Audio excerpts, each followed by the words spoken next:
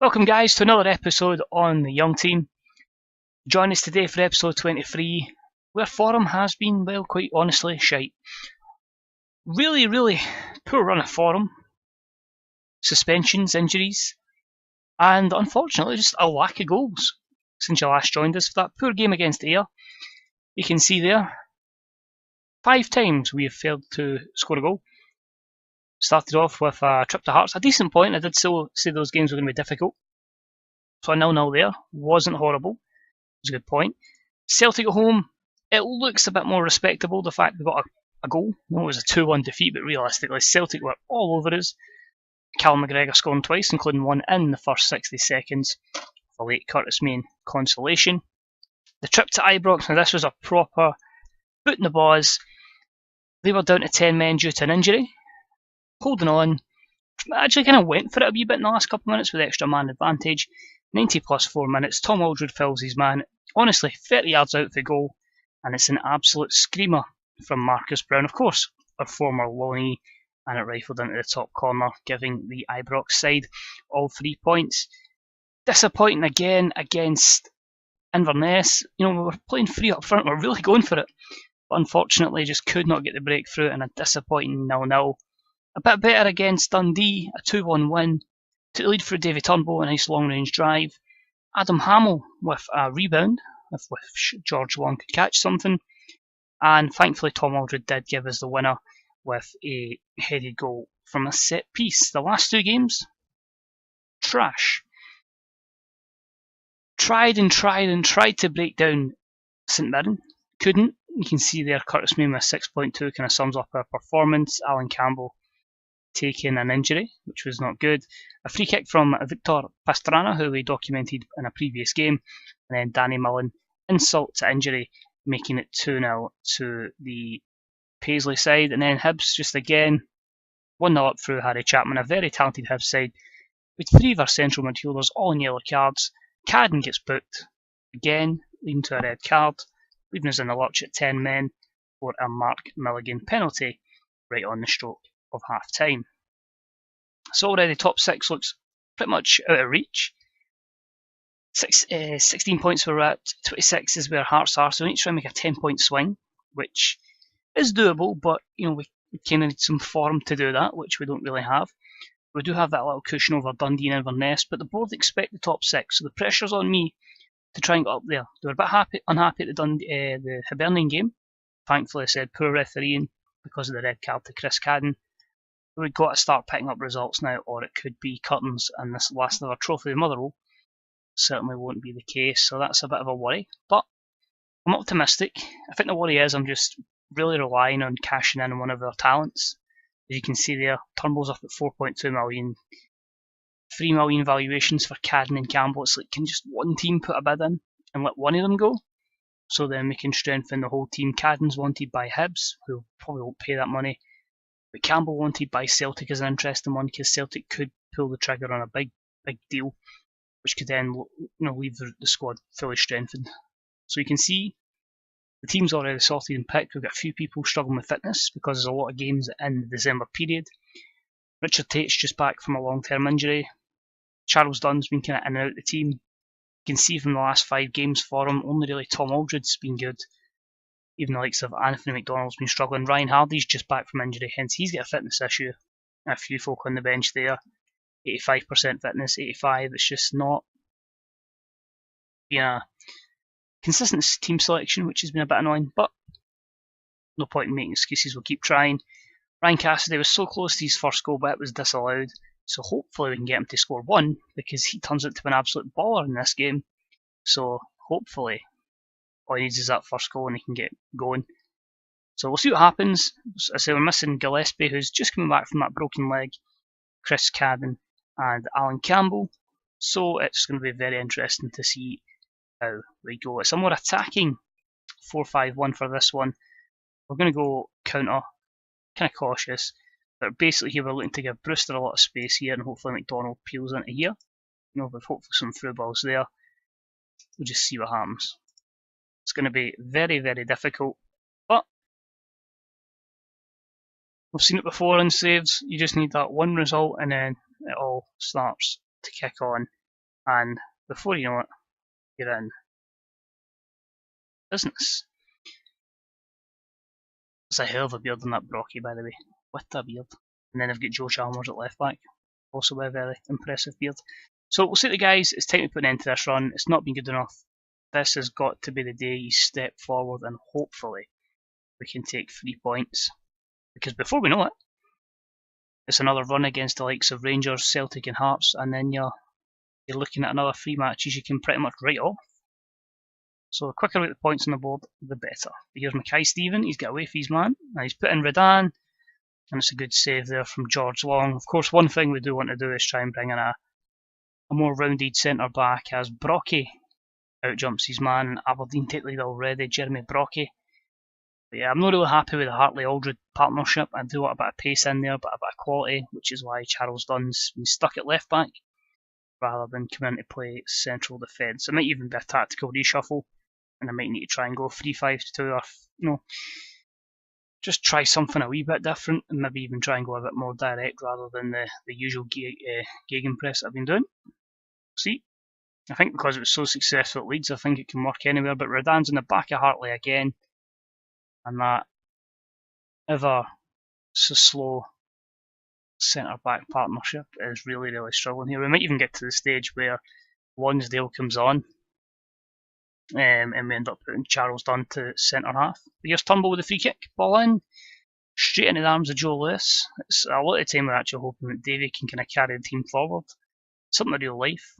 Also similar to the fact that Turnbull is our top goal scorer. And it's a foul on Cassidy. It didn't seem like a foul. We need every dodgy penalty we can get. But here is Davy Turnbull to step up. And Joe Lewis doesn't even stand a chance. 8th goal this season for Turnbull, remains by far our top goal scorer. And it's 1-1 here at Fir Park. Here's Dunn to Turnbull, good turn, back to Hartley. So we just need really Anthony McDonald and Turnbull to just kind of grab the game by the scruff of the neck and take it from there. They're both young players, of course, but hopefully they can develop. Cassidy, and he finally gets his first goal. Absolutely genius by Ryan Cassidy. Just peeled a wee bit back for his man. The defender just headed it forward, and it's basically set him up for a rasper of a volley into the top corner to put us 2-1 up. So that's better. That's what we wanted to see. If you look at that team, it's a very young team apart from the 2 centre-backs. Brewster, he should have the pace. They can hopefully get that back. Nothing stupid, that's it. You don't always need to go forward as long as you retain possession. The opposition can't do anything. George Long plays it. Here's Tom Aldred. Davy Turnbull looks for Brewster. A bit of poor pass there. Now, are we going to look to counter as this game goes backwards and forwards? Shinnie or Adan? Got a ton of pace in the drive just over George Long's bar. Thankfully, not causing us any problems. But you can see here with the Aberdeen graphic there, it was the 2 wingers that were having the best average rating. So here's McDonald again, spreading the play. So Brewster, ball in. And if McDonald's there, Brewster, parried away by Joe Lewis after a wee bit of deflection, I think, off Joe Chalmers at left back. Former Motherwell player, of course. So far, so good, but performance doesn't look that great. In terms of average ratings, you could only really say Cassidy has been one that's been good, but it's been alright so far. It's nothing horrible. Aldred wins it. McHugh wins the second ball. That's what we want. Brewster's going to drive. McDonald. Oh, a bit lightweight there, and Redan's causing us more problems. And he just bullies Tom Aldred right down the spine of the team and puts it in the back of the net. So that substitution that I mentioned earlier on is going to happen. Here's Turnbull with a free kick, headed away again, and Tate kind of pricked out of that. Here's Stefan Scogill, and it's a 3-on-2 attack. Great tackle from Dunn, and Thompson's drive just goes by the post, but we are really struggling on that counter attack. Just a lack of pace in the defensive areas, so it's going to be a bollocking at half time. It's going to be aggressive, but I'm not going to say, I was going to go a bit, we could do better, but nah, we need to get a bollocking to try and get them motivated. So changes I'm going to make, it's going to be Peter Hartley that comes out rather than Aldridge, because I like playing with a left-footed centre-back. So Lonsdale will come in at left-back, Dunn in at left centre-back alongside Tom Aldred. We'll just make him as the central defender, and we'll make Tom Aldred the stopper. And then Dunn can cover. Hugh Turnbull's fine. Not a lot out on the left-hand side, so what I'm going to try and do is take off Will Ferry. He's not had the greatest time at all. I'm going to put on Craig Tanner, and it'll just be a quick change of Tanner playing in the 10, and Anthony McDonald can kind of play. Anna actually plays an inside forward. I know he is predominantly left-footed, but just kind of playing it in kind of here a wee bit, which I'm going to do that. So then he can occupy that space in there. So I hope that actually shows up in the video and I'm not just looking as if I'm dragging something along, but that's what we're hoping for. If we can get a reaction, 2 changes, maybe there's a bit of an overreaction since it's a good team we're playing, and we've actually scored, but wins are vital, that's for sure. So here's Dunn to Aldred, McHugh, back to Aldred, back to the keeper. Surprised he won a header because he's not the biggest boy in the world. But here's Brewster, ball in, Davy Turnbull at the back post, and that volley, and then some athletic stuff that he'll never do. But we'll take that, a good goal there for Davy Turnbull. And again, he's pretty much carrying us, as to be expected. As I say, if we can just keep getting his value up higher and higher, then, you know, hopefully a Premier League team will look at him down south and go, we'll give you a significant 7-figure sum for him. Here's McHugh, it's a poor lazy ball, but Aldred this time deals with the pacey Aberdeen frontman. There's Shinnie, looking for Brocky. I hope that is Brocky, not Brocco, not my site there. But again, exposed in the full-back areas, Shea Logan down one side, and at the back post with a simple tap-in is Gary Mackay-Steven. So it's just say to the guys, we'll encourage them, I don't want to be too, we better start defending now, because we have done well on the attacking side of things. We're going to make a third and final change. Ryan Hardy's going to come on for Anthony McDonald. Going to have to play Craig Tanner out on the left-hand side. We'll put him there as a playmaker. And we'll just go with Hardy playing as a we'll put him as a pressing forward because I don't want to play with 2 advanced. So a very attacking 4-2-4, if you would like to call it that. To me it's still a 4-4-2, but FM has different interpretations of it. You can really say the only real players that are standing out for us is Cassidy, Turnbull, and Brewster on the average rating. Not a great performance the likes of Richard Tate or Karen McHugh either. So we'll see what happens there. I'm going to go a bit more attacking, in terms of just the mentality. We'll encourage them again. We'll see if that can maybe push for that winning goal. And hopefully we don't get sucker punched here. But here's Brewster. Hardy's going to chase it. Turnbull wins the second ball. Here's Tanner. Oh no. Thank God we've got a sweeper keeper because I was really worried about that pace in there. But here's Hardy for Cassidy. And there we go. He slots it in. An attacking mentality has hopefully done the job there as he slots it in. 4-3 to Motherwell. This makes up for every 0-0 we've had on a live comm so far. And referee, please blow the whistle because this will give us a bit of confidence. Yes! There we go. So his first 2 career goals for Motherwell for Ryan Cassidy. Ends a goal drought at 735 minutes. But a good game. 38 shots between the 2 sides. 19 on target between both. And yeah, just edging it in possession. But a really good performance against a good team. A team that were challenging for the championship last year.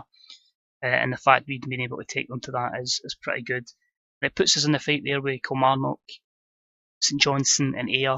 Gives some bit more a gap between us and the teams below us.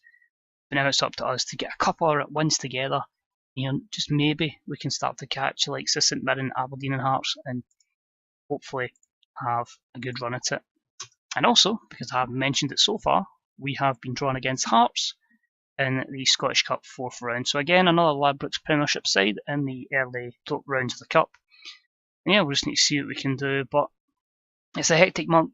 As December, there's still plenty of football to go, and in fact before the winter break you can see there 5 matches still to go in the rest of the month against Kilmarnock, St Johnstone, Ayr, Hearts and Celtic. In fact for the rest of the month we're playing pretty much Saturdays and midweeks. So hopefully I can kick on with that, and by the time you join us for the next video in some stage in January, maybe in February, then hopefully we'll be competing for honours up the table rather than looking down. So hopefully this is the kickstart of him. If you are quite far into FM, definitely buy him. He was worth like 30 million at Watford in my lead save. So yeah, keep an eye on him.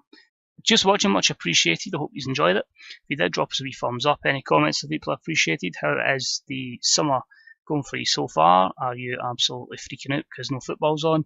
And any signings that your side have made, let us know what you're thinking of them and what your optimistic approach is for the new season, or are you absolutely dreading it, thinking, oh shit, we're in the shit for next season. So let us know. Anyway, take it easy. Hopefully I'll catch you next time. Thanks for watching. Bye bye.